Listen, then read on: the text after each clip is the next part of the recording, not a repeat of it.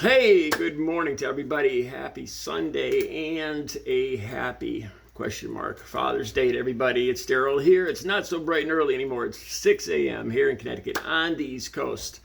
Okay, I told you guys I was going to make this video. It's about how I feel about it, this particular time of year.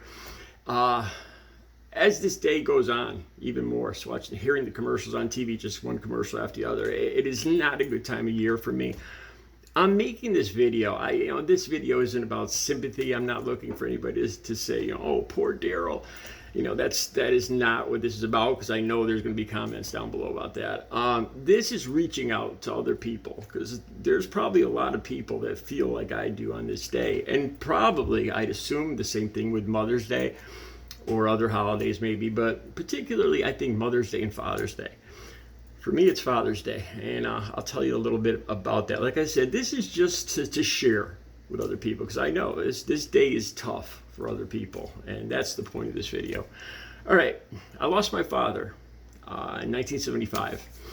He got terminal brain cancer, and he passed away within a period of 6 months. He was a strong, hard-working guy, thick, heavy-set, big guy.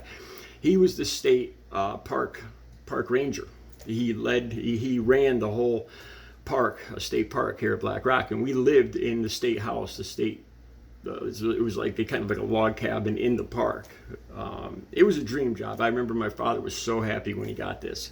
And not too long after that, I remember this was the first sign. I remember my father standing in the living room and covering up one eye and trying to read the numbers on the clock. And I thought this was a game. I was 7 or 8 years old, so I stood next to him and I tried to do it too. And I didn't realize that he was already getting double vision. There was a tumor in the back of his head, a terminal malignant tumor. I learned the meaning of these words way too early. I wouldn't wish this on any 9-year-old. I still remember, he got sick real quick. I remember my mother would rush me out of the house. He would go into convulsions, and my mother would just, she'd come running, screaming, get Daryl out of the house. I never saw what happened during these moments, but I can only imagine. I remember a few incidents, like he passed away quick, like I said, within 6 months, but in the end, I remember my mother came into my bedroom. She was crying that morning, and I knew he had died before she even told me, and part of me was relieved, because at that point, it was no longer him. Like I said, he was a big, hard-working guy, and at the end, I remember they had him making baskets with beads and stuff in the rehab part of the hospital, and that just ticked me off. I remember overhearing nurses and doctors saying the word vegetable.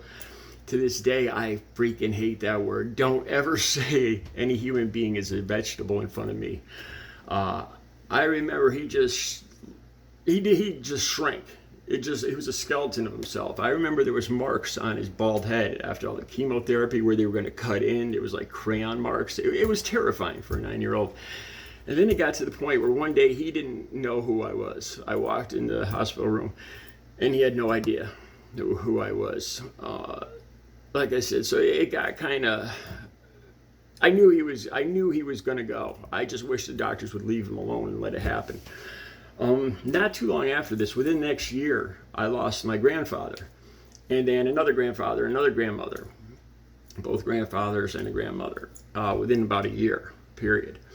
And I remember one day in school, I was probably 10 years old, right after my grandfather had died. It was Father's Day. This is why I'm not a big fan of Father's Day. We were sitting down in the art room, and we were making cards for our fathers. And it was like a cutout. I still remember it was a cutout, like a tie. It was made to look like a shirt in a plastic wrap. You know how they put shirts wrapped up in like the dress shirts in a plastic wrap. It was made to look like that with a tie. I still remember this. And I started doing it, and I just sat there and I gave up. And the teacher came over and asked me why, and I said, I don't have a father. My father died. And without missing a beat, she said, well, make it for your grandfather. It's like she didn't, it was just like a pat answer. Make it for your grandfather. And I said, well, my both grandfathers just died.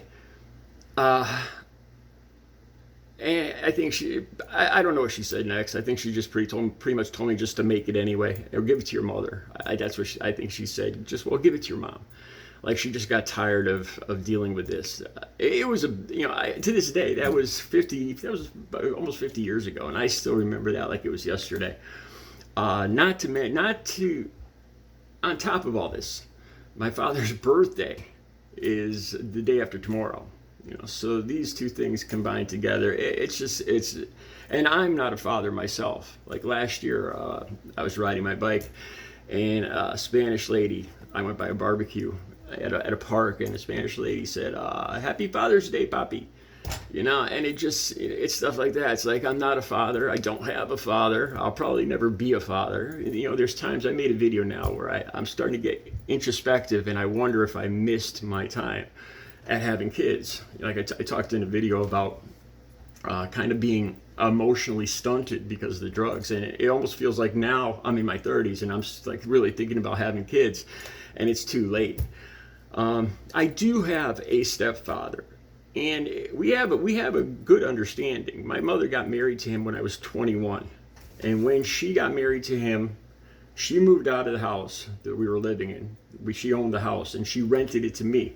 I was working for an architect. Had a good job, making good money. My drug abuse was still in its early stages. And she moved out, she got married, and they got another house. So I never lived with my stepfather. I get along good with him. But the funny thing is, it's not funny, but he lost his father about the same age. So he understands this. He was never my father. I don't really look at him as a father. I think he's a good guy. He treats my mother okay. But this time of year, like today, I haven't bought a Father's Day card yet. And I feel like I should. I go through this every year, and I know I'll get a look from my mom and my sister if I don't buy a card. I'll feel kind of guilty if I don't buy a card, but I have no idea what card to buy, because is there a card for... it's a different relationship. He and I both know that, it's nothing against him, but I never looked at him as a father. My sister, on the other hand, does look at him as a stepfather. I feel bad for my sister too, because I know she goes through her own issues. And I've just started to think about this more lately in the last year since I've been in recovery, about how this really has affected it long term, how things change you. How in the long run, I think it made me stronger, because I had to become the proverbial man of the family. I talked about in a video I talked about where I had to go run and get a gun at 10 years old because I thought people were breaking in our house down at the park. And in a lot of ways, it made me grow up a lot quicker than most 9 or 10 years old, 9 or 10 year olds. But it's not my favorite time of year, and on the TV right now, just one commercial after the next, what you should, and it starts to really, it just starts in the morning. By the end of the day, I just, I've had it. I don't want to hear about what to get for Father's Day gifts or what I should do with my dad. And, it just really starts to wear on me. And I'm just happy to see the day go by. And then my father's birthday is the day after tomorrow. So it's just a tough time of the year for me. It's not one of my favorite times of the year. I know I'm sure there's a lot of other people out there that feel the same way I do.